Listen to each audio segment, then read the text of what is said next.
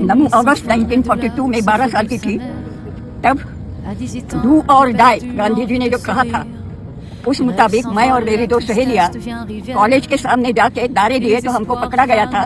शाम तक 12 ही साल के थे करके शाम तक पकड़ के पुलिस चौकी में रखा और बाकी छोड़ दिया। लेकिन मेरे पिताजी, मेरा भाई 3.5 साल बेमुदत without taking him in the court of law jail में था। मेरे पिताजी जेल में थे और देश की आज़ादी जो है इस तरह से मिली नहीं है आज जो कहा जाता है। उसके लिए बहुत सारे छोटे अमीर गरीब सब और सब धर्म के लोग उस समय गांधी जी के साथ खड़े रहे और एक मानवीय जो शक्ति होती है वो शक्ति निर्माण होके अंग्रेजों के पास पूरे आयुध थे, लेकिन उनको यहाँ से हमने इस देश को छोड़ने के लिए बाध्य किया है। आज ये सब लोग जो कर रहे हैं मुझे बहुत अच्छा लग रहा है। मैं कल नहीं रहूंगी, लेकिन मुझे एक ही चाहिए कि मेरे देश का संविधान जो है उस संविधान की जो ये रक्षा कर रहे हैं, इसलिए मैं आपकी बहुत सारी मरूंगी तो शांति से मरूंगी। वहाँ जो आप नहीं मरेंगे, हम जिंदा रखेंगे।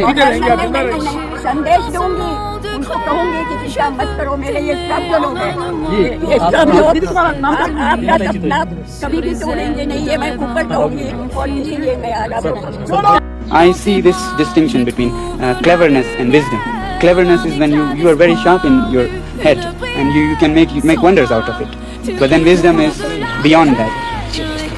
This wisdom of seeing what is useful and what is harmful for your future, irrespective of how advantageous it is for you right now, this is a difference I think from the rest of the world, and this is something that Ladakh can contribute to others. One thing that I see very remarkable in Ladakh is that anything they do, they rate it, they weigh it in terms of what it will be for generations, yeah? What it will be for their children and grandchildren. We have a common phrase like how it will be for our Tatu, means how it will be for our precious children. मैं सोचता हूँ कि मेरे jail में होना देश को ज्यादा जगाएगा मेरे बाहर होने से, क्योंकि देश नज़ारा देखेगा जो आदमी देश विदेश से भारत के लिए मैग्सेसे से लेके रोलेक्स अवार्ड से लेके ईसीओ पुरस्कार लाता है, 8 यूनिवर्सिटीज के ऑनररी डॉक्टरेट्स लाता है, देश का नाम ऊंचा करता है, यहाँ के ज्ञान को निर्यात करता है और चीन जैसे देशों के खिलाफ बाइकॉट चाइनीज प्रोडक्ट्स का मुहिम चलाता है जो आगे ले जाके सरकार भी उसे आगे बढ़ाती है। उसी आदमी को हम आज ऐसे दोषों में जेल डाल रहे हैं। ये नज़ारा जब वो देखेंगे तब वो समझेंगे कि आज देश कैसे चल रहा है। तो इसलिए मैं सोचता हूँ मेरी देश सेवा की यही एक आखिरी कड़ी रह गई। एक तरफ डिमोनेटाइजेशन और जीएसटी के बाद जहां देश का जीडीपी गिरता है, देश का पर कैपिटा इनकम गिरता है, देश में इनफॉर्मल सेक्टर में जॉब्स खत्म हो जाती हैं, देश में कंस्ट्रक्शन सेक्टर में जॉब खत्म हो जाती है, वही वो साल है जब अंबानी का टर्नओवर 76% ऊपर जाता है 2017 में, उसके अगले साल नोटबंदी के बाद, और वही वो समय है जब भारतीय जनता पार्टी का जो डोनेशन है वो 400% ऊपर जाता है।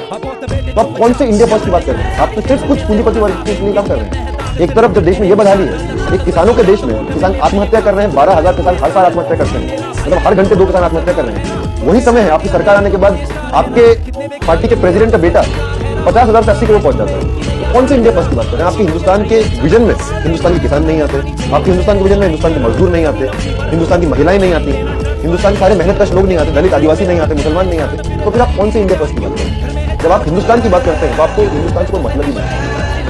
मतलब इनका धर्म ईमान सब सत्ता है, पैसा है, ये हिंदुओं के भी नहीं है, मुसलमानों के भी नहीं है। सब लोग इस पूरे जो उन्माद फैलाया जा रहा है, कभी राष्ट्रवाद के नाम पे, कभी और चीजों के नाम पे, मतलब अभी सिर्फ एक राष्ट्रवादी नहीं है, राष्ट्रवाद के साथ जोड़ा जाता है हिंदू धर्म। ये बोला जाता है हिंदू खतरे में, मतलब एक राष्ट्रवाद में राष्ट्र के कितने खतरे हैं उन सबको खत्म कर देना चाहिए इतना इंटरनेशनल में। ये बोला जाता है हिंदू धर्म ही खतरे में। मैं नरेंद्र मोदी साहब से पूरा इस्तीफा करता हूँ, मैं भी मानता हूँ हिंदू खतरे में, बस इतना सा डिफरेंस है कि वो खतरा मुसलमानों से नहीं है, वो खतरा बीजेपी से। जब देश में रोजगार ही नहीं होगा तो ना मुसलमान को नहीं, किसी को रोजगार नहीं मिलेगा।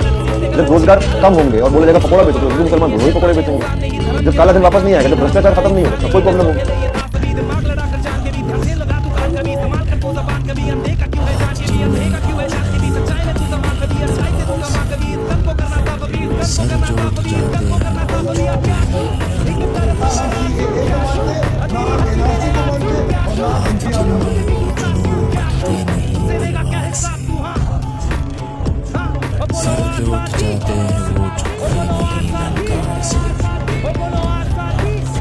और भड़केगा जो शोला सार हमारे दिल में। शाहीन बाग तक भारतीयता की लड़ाई जारी है। हमने जब सलालों को हराया था, शेरों को हराया था, अब इन चोरों को, इन फाशिस्टों को भी हराएंगे।